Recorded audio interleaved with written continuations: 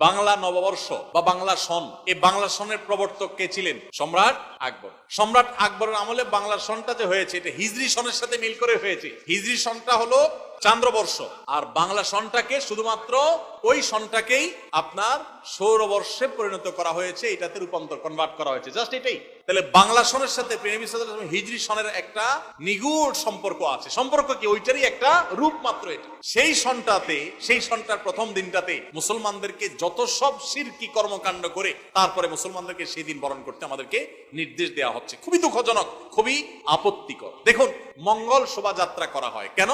অনেকে আছেন এগুলো বললে বলে ভাই এগুলা কোনো প্রার্থনা না, কিছু না, আপনারা অযথা ঝামেলা করেন। আপনি নিজে মঙ্গল শোভাযাত্রা কি ও কেন লিখে সার দেন। আমি কালকেও সার দিয়েছি, উইকিপিডিয়াতে তথ্য পাবেন কেন মঙ্গল শোভাযাত্রা হয়, এবং এটা নিয়ে বিভিন্ন পাবলিক বিশ্ববিদ্যালয়ের বিভিন্ন চারুকলা সহ বিভিন্ন ডিপার্টমেন্টের গুরুত্বপূর্ণ দায়িত্বশীল প্রফেসরগণ, শিক্ষকগণদের বক্তব্য banglanews24.com সব বিভিন্ন অনলাইন নিউজ পোর্টালে এখনো আছে, অনলাইনে আপনি পাবেন, সার্চ করেন দেখেন।